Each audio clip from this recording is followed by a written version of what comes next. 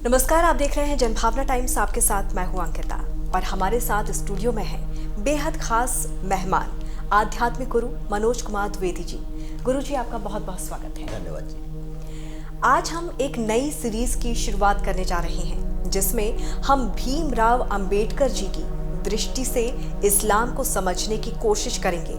इसमें हम मोहम्मद बिन कासिम के भारत आगमन से लेकर भारत की अंग्रेजों से स्वतंत्रता तक इस्लाम को लेकर भारत में जो कार्य किए गए हैं उसके आधार पर हम हिंदू मुस्लिम एकता और इस्लाम को समझने की कोशिश करेंगे। तो सबसे पहले हम ये जानते हैं कि इस्लाम को लेकर सर कई जो मुस्लिम हैं, धर्मगुरु हैं, बावजूद इसके हम अंबेडकर जी की जो किताब है या वो क्या सोचते थे, हम उस बारे में क्यों शुरुआत कर रहे हैं? देखिए, कोई भी व्यक्ति जिस धर्म का हो, मैं अगर सनातन को मानने वाला हूँ तो मैं सनातन को अच्छा कह सकता हूँ, जो इस्लाम को मानने वाला है वो इस्लाम को अच्छा कहेगा। और बहुत बार व्यक्ति पक्षपाती दृष्टि को लेता है, केवल अपनी अच्छाइयाँ दिखाने की कोशिश करता है और अपनी कमियाँ छुपाने की कोशिश करता है। जब हम विश्लेषण करते हैं तो किसी एक ऐसे व्यक्ति का दृष्टिकोण सामने रखें जिसने तार्किक दृष्टिकोण से विश्लेषण किया हो। डॉक्टर भीमराव अंबेडकर ऐसे ही व्यक्ति हैं जिन्होंने सभी धर्मों का तार्किक रूप से अध्ययन किया, बहुत गहराई में जाके अध्ययन किया। और वो अध्ययन इसलिए भी किया क्योंकि वो स्वयं निर्णय लेना चाहते थे कि कौन सा धर्म उन्हें, कौन सा पंथ उन्हें सबसे अच्छा लगा। और उन्होंने बुद्ध के रास्ते को खुद सबसे अच्छा पाया और उसके रास्ते पर वो खुद चले। और आप देखिए, भारत के संविधान का निर्माण, उनके प्रारूप का निर्माण डॉक्टर भीमराव अंबेडकर ने किया। बहुत ही विद्वान व्यक्ति हैं और उन्होंने जिस तरह से भारत में इस्लाम को और हिंदू मुस्लिम एकता को समझाया है, शायद किसी और ने समझाया नहीं। अगर कोई इस्लामिक विद्वान होगा वो केवल इस्लाम को जानता होगा, उसे बाकी धर्मों का ज्ञान नहीं होगा। अगर कोई सनातन का विद्वान है तो शायद उसे इस्लाम का उतना ज्ञान नहीं है। सभी धर्मों का बारीकी से ज्ञान रखने वाले डॉक्टर भीमराव अंबेडकर हैं। और हम जीवन के जिस दृष्टिकोण को देख रहे हैं, जिस तरह से हम संविधान के हिसाब से चल रहे हैं, तो भीमराव अंबेडकर जी बड़े प्रासंगिक हैं, भारत को लेकर भी बड़े प्रासंगिक हैं। तो उनके दृष्टिकोण से हम इस्लाम को अगर समझें तो हम यह नहीं कह सकते कि हमारा दृष्टिकोण एकांगी है या हम पक्षपातपूर्ण हैं, या कोई यह भी नहीं कह सकता कि आप किसी अतिरंजना के शिकार हैं, किसी के अगेंस्ट आप बात कर रहे हैं। तो एक निष्पक्ष दृष्टिकोण को हम लेकर सामने चल रहे हैं। सर, इस समय इस्लाम, भारत में इस्लाम के स्वरूप को समझना क्यों जरूरी है? आखिर क्यों हम इस्लाम की बात यहाँ पर कर रहे हैं? हमें जब हम एक राष्ट्र की बात करते हैं भारत के रूप में, तो राष्ट्र में धर्म का बड़ा महत्वपूर्ण योगदान होता है।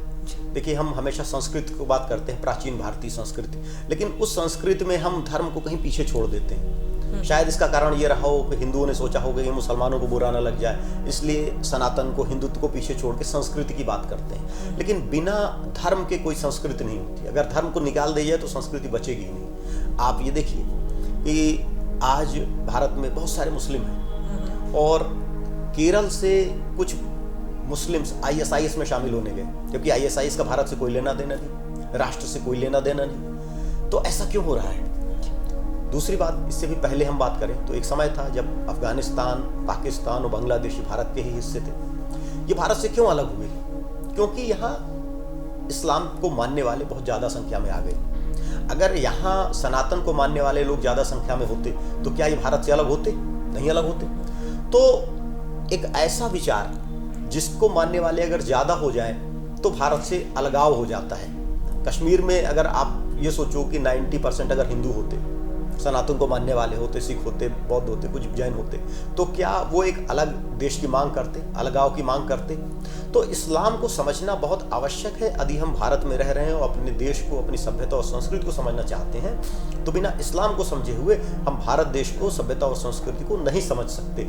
और भारत में जो समस्याएं हैं, जिसको हम सांप्रदायिकता कहते हैं या जिसको हम हिंदू मुस्लिम एकता कहते हैं, हिंदू मुस्लिम विभाजन कहते हैं, इन सबके पीछे जो मूल भावना वो इस्लाम है। हम हिंदुत्व को तो थोड़ा बहुत समझते हैं, लेकिन हम इस्लाम को बिल्कुल नहीं समझते। ना हमें किताबों में पढ़ाया जाता, ना इसको समझने वाले लोग हैं। इसलिए इसको समझना जरूरी है।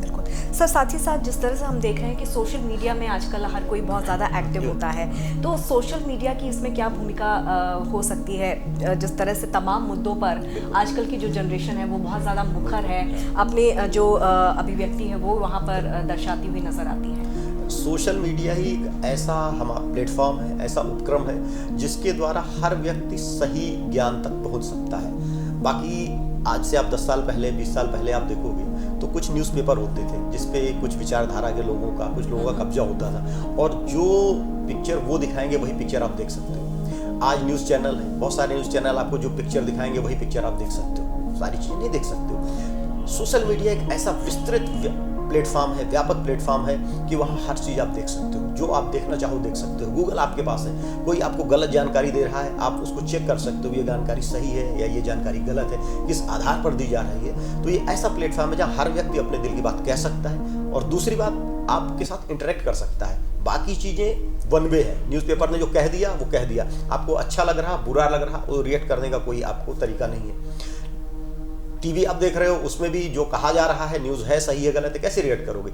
सोशल मीडिया में आपके पास ऑप्शन है, आप रिएक्ट कर सकते हो, अगले को बता सकते हो कि आप गलत कह रहे हो, आप सही कह रहे हो। आप अगर कुछ समर्थन करते हो तो आप उसको शेयर कर सकते हो, ज़्यादा से ज़्यादा लोगों को भेज सकते हो। तो ये एक इंटरेक्टिव मीडिया है, और एक ऐसी मीडिया है जिसके ऊपर कोई बंधन नहीं लगा सकता, क्योंकि हर व्यक्ति के हाथ में है ये, और हर व्यक्ति को बांधना संभव नहीं है। इसी कारण से जो ये क्रांति आएगी, अगली जो क्रांति आएगी भारत में, वो सोशल मीडिया के द्वारा आएगी। अगर आप 10-15 साल पुराने भारत को देखें तो मध्य प्रदेश में, उत्तर प्रदेश में डाकुओं का बड़ा था, भिंड मुरैना के क्षेत्र में बड़े डाकू होते थे, पुलिस ज्वाइंट ऑपरेशन करती थी, तभी डाकू नहीं पकड़े जाते थे। लेकिन सोशल मीडिया आया, डकैत अचानक ही लुप्त हो गए। क्यों?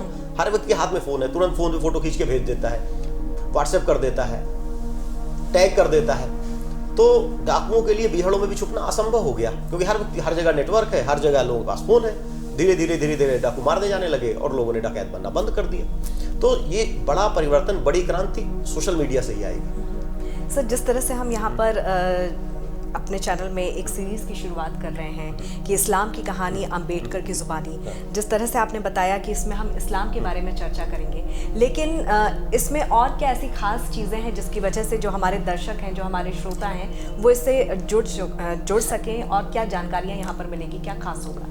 ये एक ऐसा कार्यक्रम है जिससे भारत देश के बारे में आपको जानकारी मिलेगी। हम कहाँ थे, किस तरह थे, क्या क्या अत्याचार हमारे ऊपर हुए, तब हम इस रूप में आए, ये हम जानेंगे। दूसरी बात, हम इस्लाम को जानेंगे कि समस्या इस्लाम में क्या है। हम भारत में कई बार ऐसा होता है कि हम हिंदू जो है मुसलमानों को अपने दुश्मन के रूप में देखता है, मुसलमान कभी हिंदुओं को अपने दुश्मन के रूप में देखता है। इससे हम समझ पाएंगे कि समस्या मुसलमान में नहीं है, समस्या इस्लाम में है, समस्या हिंदू के अंदर नहीं है। कहाँ पर समस्या है और किस तरह से इस समस्या को हम चिन्हित कर सकते हैं और किस तरह इस समस्या से निजात पा सकते हैं, क्योंकि जब तक हम समस्या को सही रूप में नहीं समझेंगे हम उससे निजात नहीं पाएंगे। और दूसरी बात, हम जिस देश में रहते हैं उसके इतिहास को जानना हमारे लिए बहुत ज़रूरी है। हमें जो अभी इतिहास पढ़ाया गया, बड़ा सिलेक्टेड पढ़ाया गया, ये सोच के पढ़ाया गया कि हमको वही बात बतलाई जाए जिससे हमारे मन में विद्वेष न हो, लेकिन कुछ सोच के आधा सत्य बदला देना बड़ा खतरनाक होता है। हमें पूरे सत्य को जानना चाहिए। उस सत्य की खोज ही है ये कि इस्लाम और अम्बेडकर ने जो इस्लाम को कहा है, जो कार्यक्रम का आपने नाम बताया, वो इस पूरे सत्य की एक खोज ही है। जी बिल्कुल, और अब आप समझ गए होंगे कि इस कार्यक्रम से जुड़ना आपके लिए क्यों बहुत ज़्यादा ज़रूरी है। और इस कार्यक्रम में न केवल आपको इतिहास की जानकारी प्राप्त होगी, बल्कि भारत में इस्लाम और सनातन धर्म के बारे में भी बहुत सारी चीज़ें आपको जानने को मिलेगी। सर बहुत बहुत शुक्रिया हमारे स्टूडियो में आने के लिए और तमाम चर्चा के लिए। और इसी के साथ हमारी खास पेशकश में फिलहाल इतना ही। जुड़े रहिए जनभावना टाइम्स के साथ। नमस्कार।